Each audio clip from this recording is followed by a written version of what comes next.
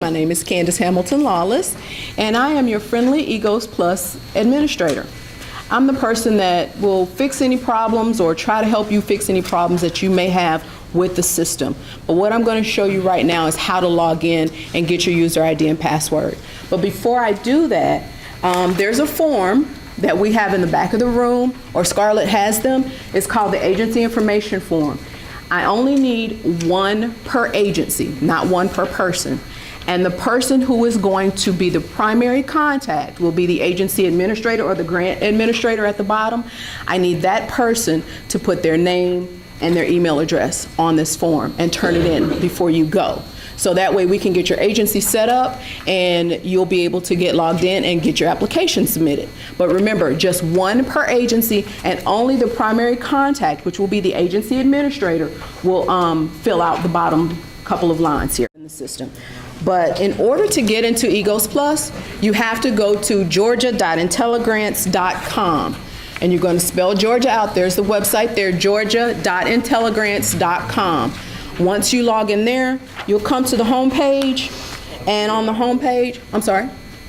Okay. Anybody else need to get a shot of that, georgia.intelligrants.com, so that you can log in? It should be in your packet as well. I think that information might be in your packet. And you can also get to it from our general website. Yes.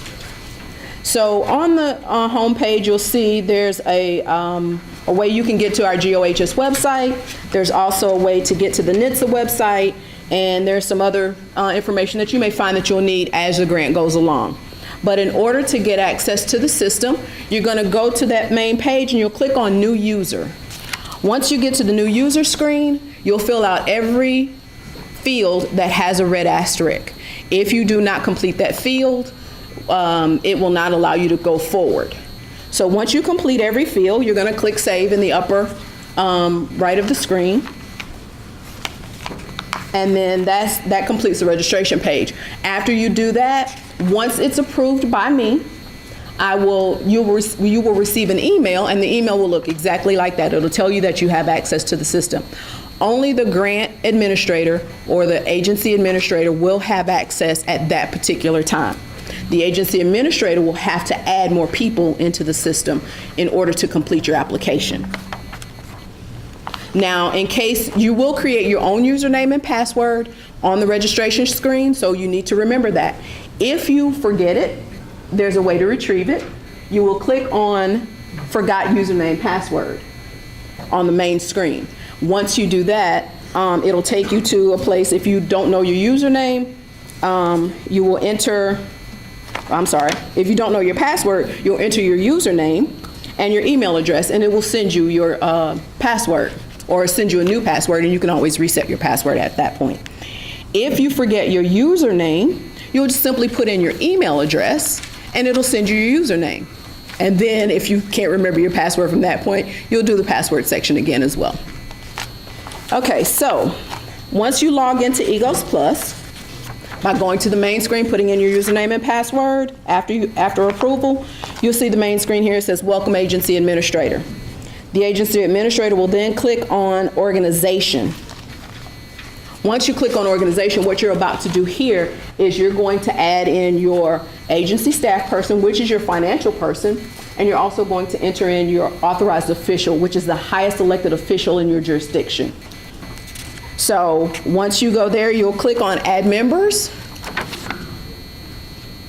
and you'll do a person search. In case your agency has had a grant with us in the past, you'll be able to see who's been a part of that grant, and if they have access. If they do, you won't need to add them in. If they don't, then of course you'll need to add them in. So you're going to search for that person's name.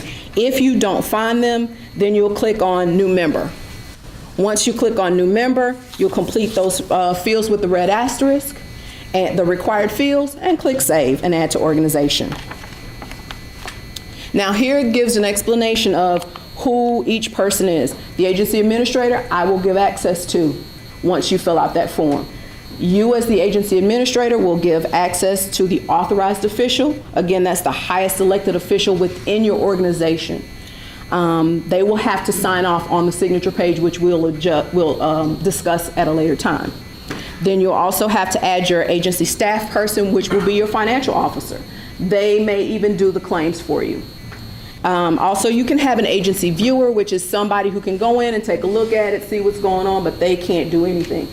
Those, you would give that access to somebody you don't want to mess up anything. Okay, so if you need training materials, you will go to the main screen again and click on training materials. Once you click there, there's a grantee training manual.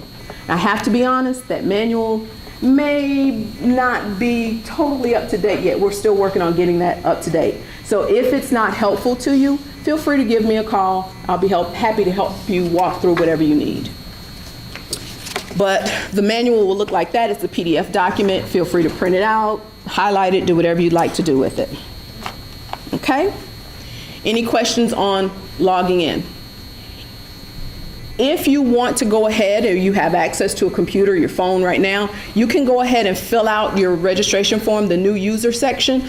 Only the agency administrators, please do that. And that way, once we get your agency into our system, I can go ahead and approve it, and you'll get your email and be quick so that you can go ahead and get your grant started. Okay?